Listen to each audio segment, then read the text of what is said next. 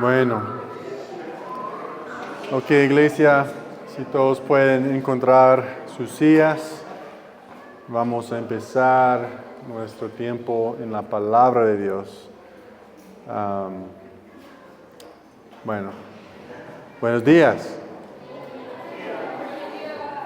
¿Todos están listos para continuar con nuestra exposición de qué libro? ¿Qué Corintios? 1 Corintios.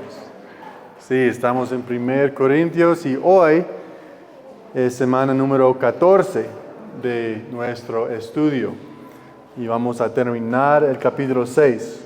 Así que abran sus Biblias, por favor, al capítulo 6, versículos 12 al 20.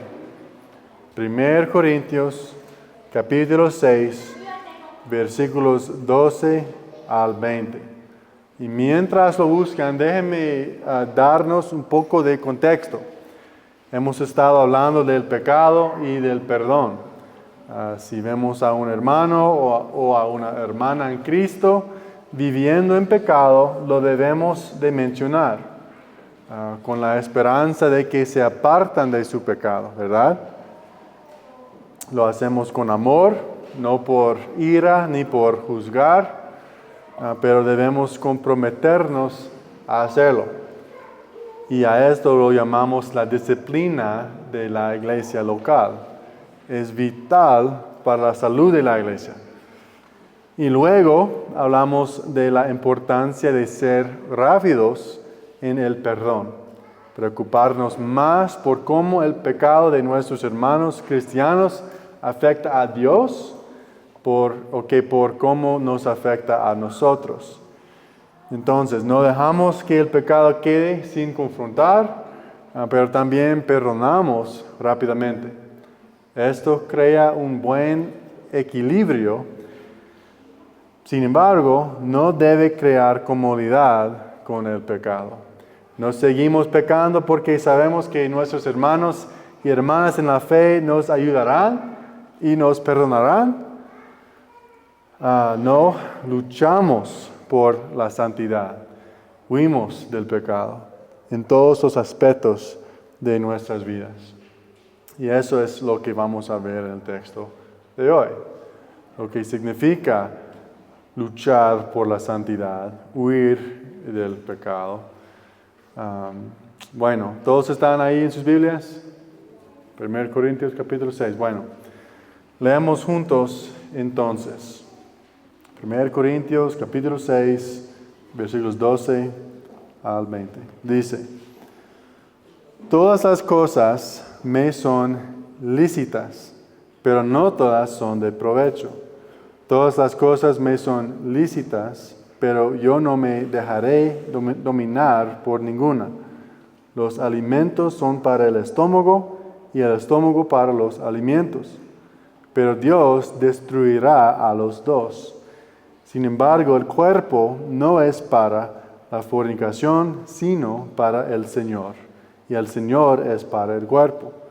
Y Dios, que resucitó al Señor, también nos resucitará a nosotros mediante su poder. ¿No saben que sus cuerpos son miembros de Cristo? ¿Tomaré acaso los miembros de Cristo y los haré miembros de una ramera? De ningún modo. ¿O no saben que el que se une a una ramera es un cuerpo con ella? Porque Él dice, los dos vendrán a ser una sola carne. Pero el que se une al Señor es un espíritu con Él. Huyan de la fornicación. Todos los demás pecados que un hombre comete están fuera del cuerpo, pero el fornicario peca contra su propio cuerpo.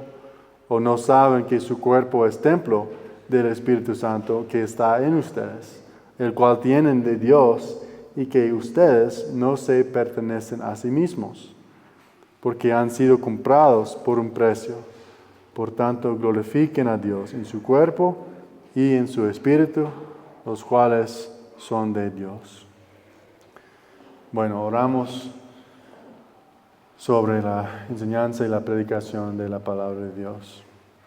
Padre Celestial, te amamos. Te damos gracias por la oportunidad de reunirnos esta mañana, por poder acercarnos a tu palabra, por ser animados por ella, por acercarnos más a ti, por ser continuamente santificados. Danos oídos para escuchar y ojos para ver tu verdad. Moldea nuestros corazones para que respondan a tu palabra, para que seamos transformados por ella. Ayúdame a predicar con claridad y guárdame del error. Oramos y pedimos todas esas cosas en el nombre de Jesús y para tu gloria. Amén.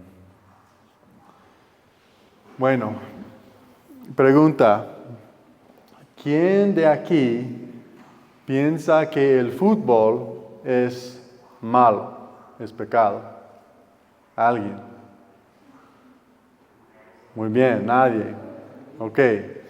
Ahora, si alguien jugara fútbol todo el día, todos los días, no trabajara, jugara los domingos para no poder ir a la iglesia, no pasara tiempo con su familia, lo único que hiciera todo el día, todos los días, fuera jugar fútbol, ¿eso sería malo? Sí, por supuesto. Ok, voy a dar otro ejemplo. ¿Es malo comer un pedacito de pastel? Ok, espero que no, porque es cumpleaños de Crispin y yo sé que él quiere un pastel.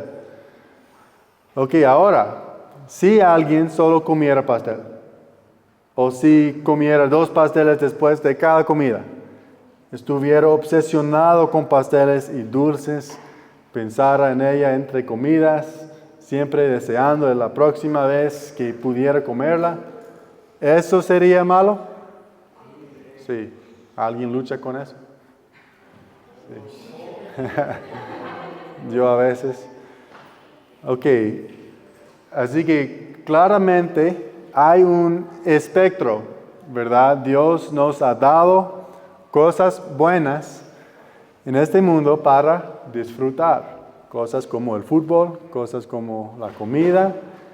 El fútbol es algo de lo que se puede disfrutar, es algo que se puede usar para el reino de Dios. Y lo mismo es cierto con la comida. Dios ha hecho que la comida esté rica, ¿verdad? Para que podamos disfrutarla. Y así ambas cosas pueden ser buenas, pero también se puede abusarlas, ¿verdad? Podemos ver esto. Entonces, en este pasaje Pablo habla de cómo podemos disfrutar las cosas de Dios sin abusar de ellas.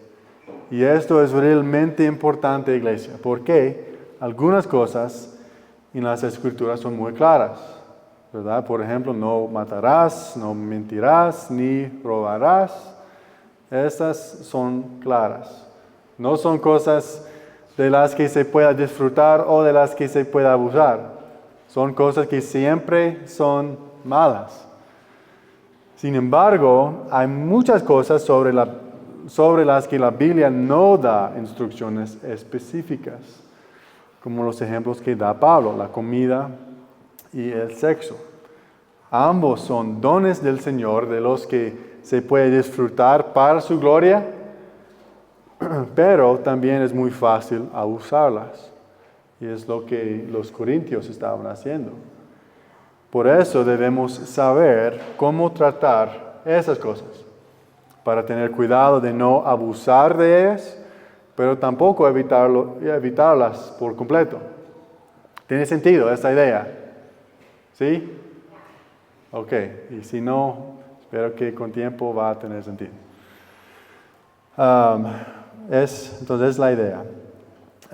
Vamos a analizar este pasaje igual como lo hicimos la semana pasada. Vamos a empezar por los dos últimos versículos.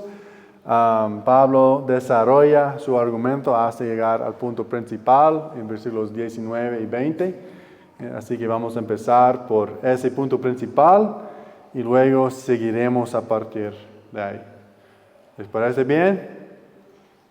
¿Sí? Ok. Veamos los versículos 19 y 20 para empezar. Dicen, ¿o no saben que su cuerpo es templo del Espíritu Santo que está en ustedes, el cual tienen de Dios, y que ustedes no se pertenecen a sí mismos, porque han sido comprados por un precio? Por tanto, glorifiquen a Dios en su cuerpo y en su espíritu, los cuales son de Dios. Iglesia, esto simplemente es el Evangelio. Esos dos versículos. El corazón del cristianismo es esta verdad. No te perteneces a ti mismo, porque has sido comprado.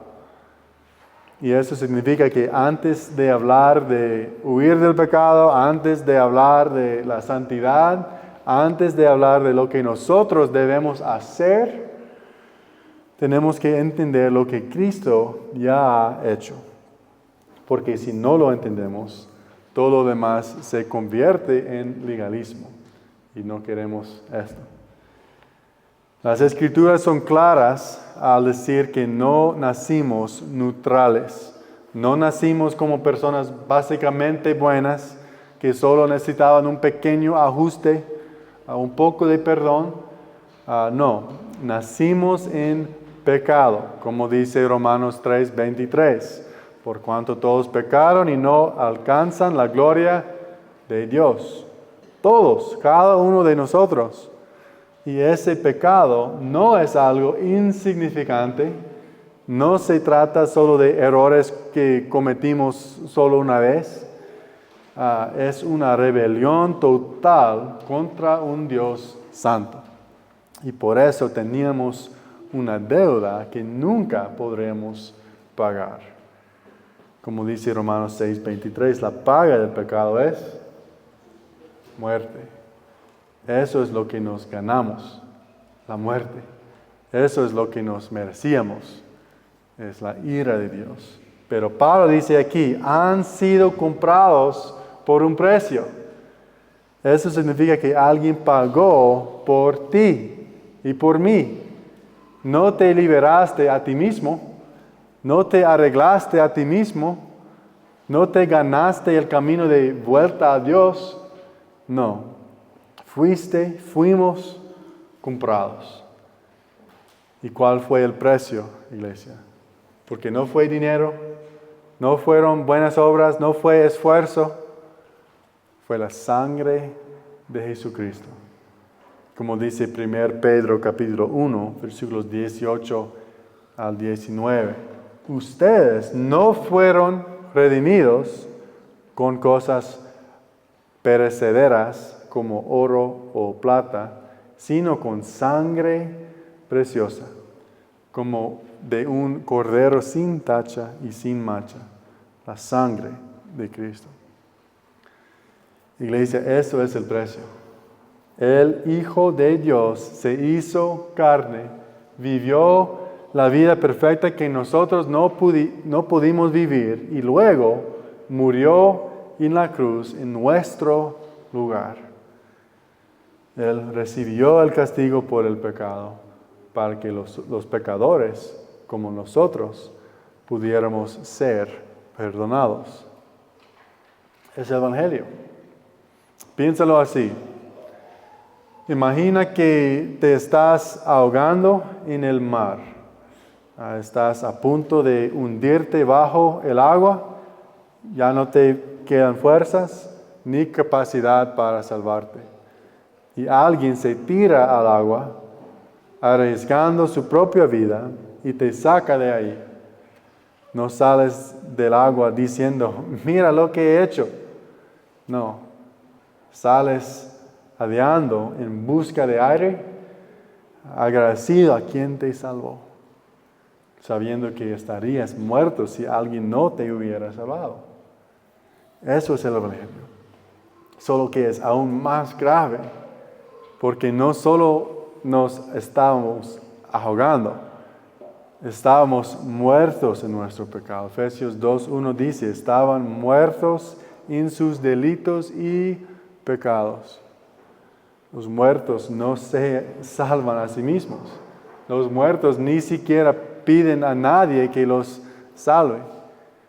Pero Dios, en su gran misericordia, nos dio vida en Cristo. Así es como Pablo describe nuestra situación. Dice, no se pertenecen a sí mismos. Esto debería cambiar radicalmente nuestra forma de vivir.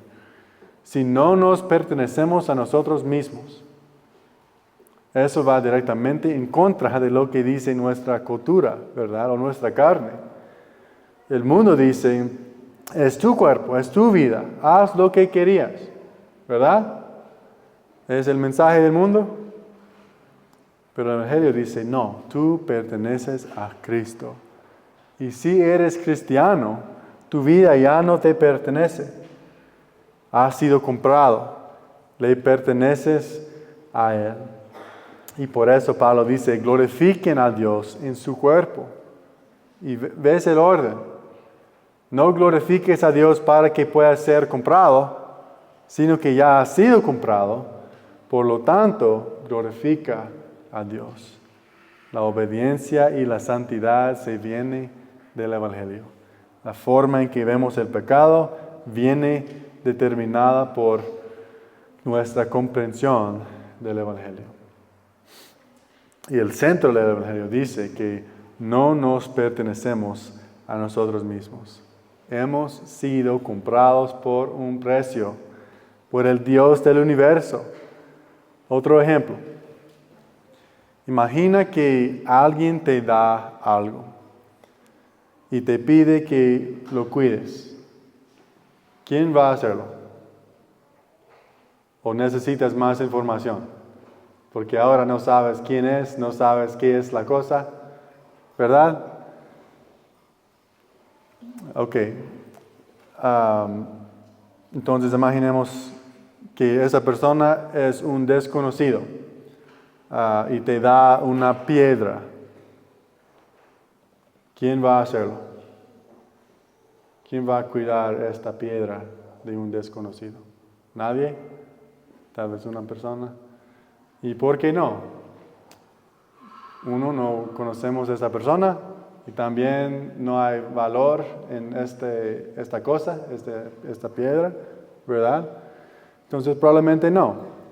Bueno, y ahora si fuera tu madre o tu padre y te dan el dinero para la compra de esa semana, ¿quién va a hacerlo ahora? ¿Quién va a cuidar este dinero? Casi todos, me imagino. Entonces, ¿qué ha cambiado?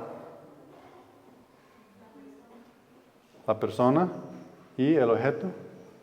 Ahora sabes de quién es y sabes el valor que tiene, ¿verdad? Ok, otro ejemplo. Imagina ahora que Messi o Ronaldo, no sé quién ustedes prefieren, pero uno de ellos te regala un diamante, el diamante más grande y más precioso del mundo. ¿Cómo lo cuidarías?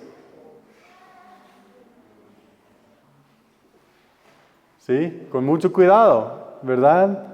¿Por qué? Uno, tanto por respeto a la persona que te lo ha regalado, como por entender el valor que tiene, ¿verdad? Ahora, aquí está la cuestión. ¿Quién es el que nos compró? Jesucristo, el Dios del universo, el ser más santo, el más poderoso, el más amoroso y misericordioso que existe. ¿No deberíamos entonces tener respeto por lo que Él nos ha dado? Por supuesto. Pero, ¿qué nos ha dado el Dios del universo? Nos ha dado una nueva vida, que es infinitivamente más valorosa que el diamante más precioso del mundo. y más valorosa que la comida de toda una semana. ¿Verdad? Él nos compró, así es como nos salvó comprándonos al precio de la muerte de Cristo. Y por eso deberíamos vivir nuestras vidas para Él, evitando lo que Él considera malo y haciendo lo que Él considera bueno. Por eso cuando Pablo dice que huyas de la inmoralidad sexual, no está diciendo pon todo en orden para que Dios te acepte. Lo que dice es, como Dios ya te ha comprado, como le perteneces, ahora debes vivir de otra manera. No huimos del pecado para convertirnos en el pueblo de Dios. Huimos del pecado porque ya somos el pueblo de Dios. Esa es la fundación, esa es la motivación. Ese es el Evangelio, iglesia. Bueno, una cosa más antes de seguir, porque Pablo dice también que tu cuerpo es el templo del Espíritu Santo. Eso significa que Dios mismo mora en ti, mora en mí. Piénsalo, en el Antiguo Testamento, la presencia de Dios estaba en el templo, un lugar santo, apartado. Y ahora Pablo dice que tú eres ese templo. Entonces, ¿cómo podríamos tomar lo que pertenece a Dios y llenarlo del pecado? ¿Cómo podemos tratar con indiferencia lo que Cristo compró a un precio tan alto? Iglesia, si realmente entendemos esto, todo cambia. Todas nuestras vidas van a cambiar. El pecado ya no es solo romper una regla o simplemente hacer algo malo, sino que en realidad es tomar lo que pertenece a Cristo y usarlo en su contra. Y la justicia ya no es solo ser una buena persona, es honrar y dar gloria a aquel que nos compró. Este es el punto principal de Pablo. Y es la fundación de todo lo demás de lo que habla. No te perteneces a ti mismo. Fuiste comprado por un precio. Y si realmente entiendes eso, entonces el llamado a huir del pecado no es una carga, es una respuesta de amor. Es por eso que Pablo empieza aquí. Bueno, esto nos lleva a la segunda cosa de la que quiero hablar, lo cual es la gravedad del pecado, la gravedad del pecado. Pablo dice en los versículos 14 al 18, y Dios, que resucitó al Señor, también nos resucitará a nosotros mediante su poder. ¿No saben que sus cuerpos son miembros de Cristo? ¿Tomaré acaso los miembros de Cristo y los haré miembros de una ramera? De ningún modo. ¿O no saben que el que se une a una ramera es un cuerpo con ella? Porque Él dice, los dos vendrán a ser una sola carne. Pero el que se une al Señor es un espíritu con Él. Huyan de la fornicación. Todos los demás pecados que un hombre comete están fuera del cuerpo, pero el fornicario peca contra su propio cuerpo. Bueno, escuchen bien a cómo habla Pablo. ¿Acaso deben los miembros de Cristo ser tomados y convertidos en miembros de una ramera o una prostituta? Nunca dice. Huye de la inmoralidad. Nunca. Huye. Son palabras muy fuertes las de Pablo. ¿Te imaginas si hiciéramos esto? Literalmente, iglesia. Como un hombre, por ejemplo, ves pasar a una mujer y sientes la tentación de quedarse mirándola y sales corriendo en la dirección contraria. O tienes la tentación de comer demasiado pastel, por ejemplo, y ves esas galletas o ese pastel en la despensa y sales corriendo en la dirección contraria. Puede que suene raro y puede que parezca raro. Y no creo que Pablo le diga 100% literalmente. Pero ¿qué pasaría si tratáramos el pecado de esa manera? Y no porque le tengamos miedo. Pablo dice que Dios ya resucitó a Jesús y que también nos resucitará a nosotros con su poder. Por eso el pecado no tiene poder sobre nosotros, pero eso no significa que no siga teniendo consecuencias en nuestras vidas. Dios nos ha dado una nueva vida. ¿Por qué no dejaríamos atrás nuestras vidas anteriores? Nuestras vidas anteriores eran vidas de pecado, destrucción y muerte. Nuestra nueva vida es la vida eterna, con paz, con alegría, con esperanza. Otro ejemplo. Yo escuché a otro pastor dar este ejemplo y me impactó mucho. ¿Están todos familiarizados con la enseñanza que da Jesús en la que hace referencia a su segunda venida en Mateo 25? A menudo se le llama el pasaje de las ovejas y las cabras. ¿Ustedes están familiarizados? Unos, ok. Jesús dice que descenderá del cielo y se situará en el monte de los olivos y separará las ovejas de las cabras. Las ovejas representan a aquellos que serán llevados a la vida eterna y las cabras representan a aquellos que van a morir. Y lo interesante es que el profeta Zacarías en el Antiguo Testamento dice que la propia montaña, porque Jesús en este momento está en una montaña, está dando esta enseñanza en la monte de Olivos, pero esta misma montaña se partirá en dos cuando esto pasa, cuando Dios viene para separar a las ovejas y las cabras.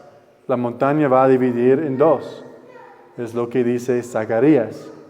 Ahora, escucha esto, iglesia. Es muy, muy interesante. En 1964 había una empresa que quería construir un hotel. Y durante el proceso previo a la construcción, ellos descubrieron que había una falla geológica que corría por debajo del monte de los olivos, porque ellos querían construir su hotel encima del monte de los olivos. ¿Y todos saben lo que es una falla geológica? ¿Sí? ¿Algunos no? Básicamente es una especie de grieta grande bajo la tierra, donde dos piezas grandes de la tierra se unen. Y por lo general en estas fallas es donde se forman los terremotos. Así que por esa razón este hotel tuvo que cambiar de ubicación. Este hotel se llama el Hotel de 7 Arcos. Todavía puedes encontrar toda esa información en el internet. Es una historia muy famosa.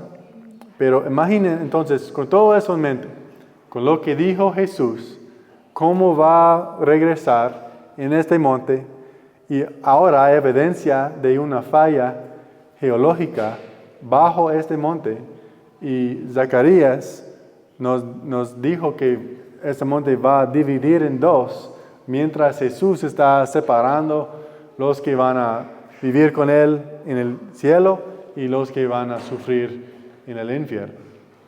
Entonces, con todo eso en mente, imaginen esto conmigo. Jesús desciende del cielo al monte de los olivos.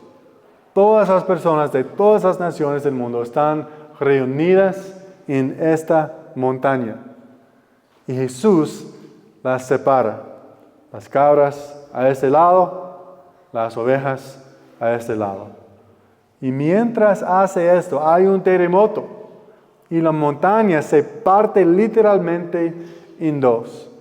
La tierra se abre y hay un abismo de fuego debajo. Puedes imaginar este. Ahora, aquí viene mi pregunta para ustedes. Y de nuevo, esto lo escuché de otro pastor. Tienes a los pecadores a un lado y a los justos del otro lado.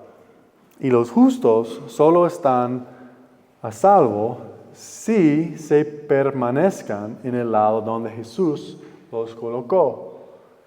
Ahora, ¿te imaginas en este momento? ¿Ves dónde se ha partido la montaña en dos? ¿Qué tan cerca? Aquí es la pregunta.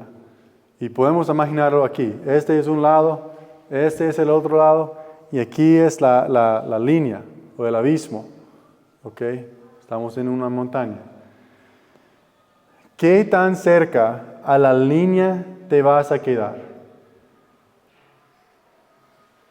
Si este es el lado de las ovejas y esta es la línea, el abismo, ¿qué tan cerca a la línea te vas a quedar?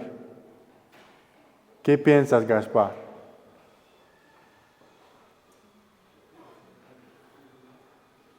¿Muy cerca o lejos? Lejos, ¿verdad? ¿Vas a ver hasta dónde puedes acercarte sin caer? ¿Vas a acercar a ver al grande abismo de fuego? ¿O vas a correr en la dirección opuesta, tan lejos como puedas? Eso, ¿verdad? Vas a correr. Y esto es lo que dice Pablo. Dice que huyas de la inmoralidad sexual. No veas hasta dónde puedes acercarte. Huya de ella. Corre en la dirección opuesta. Tal vez un buen ejemplo fue José en Génesis. ¿Recuerdas lo que hizo cuando la mujer de Potifar intentó seducirlo? ¿Qué hizo? Literalmente salió corriendo. ¿O qué hay de la historia de Sodoma y Gomorra? ¿Qué le pasó a la mujer de Lot? Estaban huyendo de toda la destrucción, ¿verdad? ¿Y qué hizo ella? Miró atrás y se convirtió en piedra. Esa historia no enseña que si miras atrás te convertirás en piedra, sino que debemos huir del pecado y de la destrucción. Bueno, lo que quiero hacer ahora es darnos algunas preguntas que creo que podamos hacernos para tener discernimiento espiritual. ¿Cómo podemos saber cuándo hay que huir? ¿En qué cosas está bien involucrarse? Ahora, quiero dejar claro que la Biblia habla muy claramente sobre ciertos pecados, especialmente en este pasaje. La inmoralidad sexual, por ejemplo, no es una área de gris. El sexo fuera del matrimonio, la homosexualidad, el adulterio, estas cosas están claramente definidas en las Escrituras como pecado. Así que no hay necesidad de discernimiento ahí. No nos hacemos preguntas sobre esas cosas. Huimos de ellas. Pero yo sé cómo pensamos como personas. Por ejemplo, en mi ejemplo de galletas, lo que queremos preguntar es, ok, pero ¿cuántos puedo tener hasta es un pecado? ¿Verdad? Entonces, pero el punto no es encontrar la línea, ¿verdad? Es cómo santos podemos vivir. No cuán cerca podemos vivir con el pecado. Y creo que pero todavía queremos disfrutar una galleta, 2 galletas. Entonces creo que esas preguntas pueden ayudarnos a discernir cómo responder con estas cosas que no son tan claras o tan específicas en la Biblia. Bueno,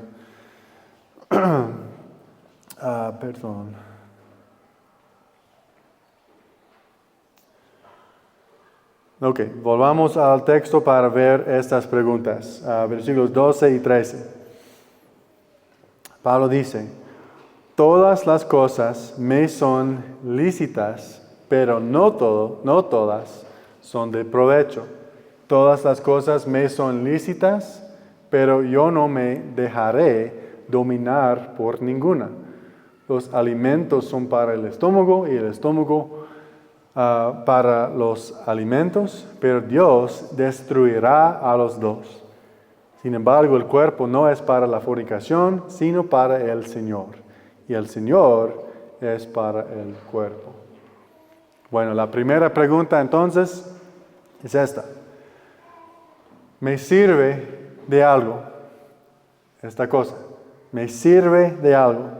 Pablo dice, versículo 12, todas las cosas me son lícitas, pero no todas son de provecho. Así que la pregunta no es solo, ¿puedo hacer esto? Sino, ¿debería hacer esto?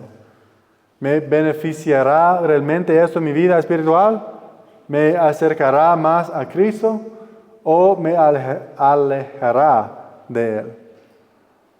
Porque hay muchas cosas en la vida que no son pecaminosas en sí mismas, pero tampoco son útiles. No nos edifican, no fortalecen nuestra fe, no despiertan nuestro amor por Cristo. Piensa en algo como las redes sociales. ¿Son pecaminosas las redes sociales? No. Las redes sociales no son pecaminosas, no necesariamente. Se pueden usar para el bien, pero ¿siempre son útiles? No. Muchas veces nos distraen, nos hacen perder el tiempo, llenan nuestra mente de cosas que no honran a Dios.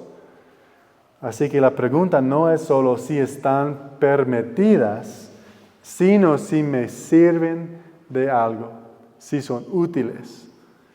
Como dice Hebreos 12:1, debemos despojémonos también de todo peso y del pecado que tan fácilmente nos envuelve.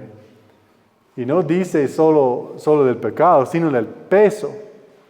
Hay cosas que tal vez no sean pecado, pero que nos frenan en nuestro camino con Cristo. Y por eso debemos preguntarnos, ¿me está ayudando esto a correr la carrera o me está haciendo frenar? Es la primera pregunta y nos lleva a la segunda pregunta. ¿Me está dominando? Me está dominando. Pablo dice, todas las cosas me son lícitas, pero yo no me dejaré dominar por ninguna. Eso es realmente importante. Porque algo puede ser lícito e incluso bueno en el contexto correcto, pero aún así se convierte en pecado si empieza a controlarte. Esa palabra dominar significa estar sometido, ser esclavo. Iglesia, fuimos liberados de la esclavitud del pecado, no para convertirnos en esclavos de otra cosa, ¿verdad? Como dice Romanos 6:6, ya no somos esclavos del pecado. Sin embargo, ¿con qué frecuencia cambiamos una forma de esclavitud por otra? Cosas como el entrenamiento, la comida, los deportes, el trabajo, incluso las relaciones.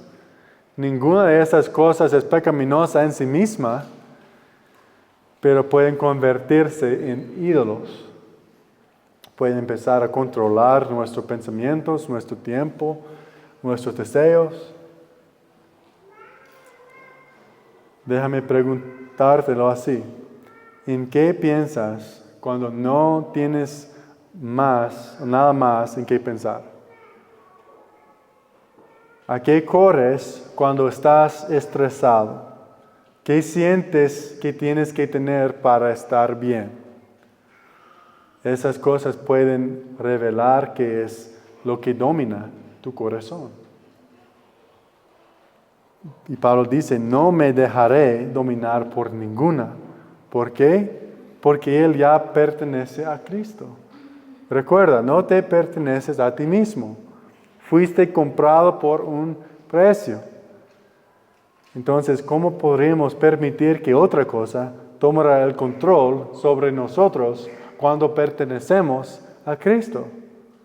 No tiene sentido. Entonces, es la segunda pregunta. Y por último, la tercera pregunta es esta. ¿Fortalece la fe? ¿Fortalece la fe? Esta pregunta la vemos más adelante en la carta de 1 Corintios, en el capítulo 10, 23, pero Pablo está diciendo casi lo mismo. Dice, todo es lícito, pero no todo edifica. Y esto lleva las cosas aún más lejos, porque ahora no solo estamos pensando en nosotros mismos, sino también en los demás. Esto fortalece mi fe, me ayuda a crecer en Cristo y fortalece la fe de quienes me rodean, porque como creyentes formamos parte de un cuerpo, ¿verdad? Es que es una iglesia. Y nuestras acciones nos afectan unos a otros. Como dice Romanos 14, 19, debemos buscar lo que contribuye a la paz y a la edificación mutua en la iglesia. Así que la pregunta es, si me meto en esto, ¿animará a otros a acercarse a Cristo? ¿O podría hacer que alguien tropiece? Porque aunque algo sea permisible, si lleva a alguien más al pecado, entonces ya no es amor hacerlo. Y ahora es pecado. Y la vida cristiana se basa en amor, este amor, amar a Dios y amar a los demás. Y el amor busca edificar, no derivar. Así que cuando juntamos estas tres preguntas, ¿me sirve de algo? ¿Me está dominando? ¿Fortalece mi fe? Lo que empezamos a ver es que la vida cristiana no consiste en preguntarse, ¿qué tanto puedo hacer sin cruzar la línea del pecado? Se trata de preguntarse, ¿qué honra a Dios? Se trata de sabiduría. Se trata de vivir a la luz del Evangelio. Porque cuando entiendes de verdad que fuiste comprado por un precio, cuando entiendes que perteneces a Cristo, cuando entiendes la gravedad de su pecado, entonces no intentas ver hasta dónde puedes acercarte el pecado. Huyes de él, escapas de él y persigues lo que es bueno, lo que es útil, lo que edifica a nosotros mismos y a los demás. Iglesia, así es como se ve la madurez espiritual. No solo saber distinguir el bien del mal, sino aprender a discernir lo que es sabio, lo que es beneficioso, lo que da gloria a Cristo. Y esto no es algo que hacemos con nuestras propias fuerzas. El Espíritu Santo mora en nosotros, como acabamos de leer. Él nos convence, Él nos guía, Él nos transforma. Y por eso dependemos de Él mientras buscamos vivir esto. Así que déjame preguntarles, ¿hay cosas en tu vida ahora mismo que no te ayudan? Hay cosas que están empezando a dominarte. Hay cosas que no están edificando tu fe o la fe de los demás. Si es así, el llamado es sencillo. Huye. Aléjate de ello. Corre hacia la otra dirección. No porque estés tratando de ganarte el amor de Dios, sino porque ya lo tienes en Cristo. Porque fuiste comprado por un precio. Así que glorifica a Dios en tu cuerpo. Es lo que Pablo está diciendo. Entonces, iglesia, mientras llegamos al final de este pasaje, quiero que recordamos el punto principal. No te perteneces a ti mismo. Fuiste comprado por un precio. Esa es la fundación de todo lo que Pablo dice aquí. El llamado a huir del pecado no se basa en el miedo a que Dios nos rechaza si fallamos una vez más, y tampoco se basa en algún intento legalista por ganarnos el favor de Dios. No, se basa en el Evangelio. Cristo nos ha comprado con su sangre, nos ha hecho suyos, nos ha dado su Espíritu, y por eso debemos glorificar a Dios en nuestros cuerpos. Así que la vida cristiana no consiste en ver hasta dónde podemos acercarnos al pecado sin cruzar técnicamente la línea. No se trata de preguntarse qué tanto puedo hacer sin pecar. Se trata de preguntarse cómo puedo honrar a Cristo, que me salvó. ¿Cómo puedo usar este cuerpo, esta vida, esta mente, este corazón para su gloria? Esa es la pregunta que debemos hacer. Porque si le pertenecemos a Él, entonces cada parte de nosotros pertenece a Él. Iglesia, esto es especialmente importante en un mundo como el nuestro.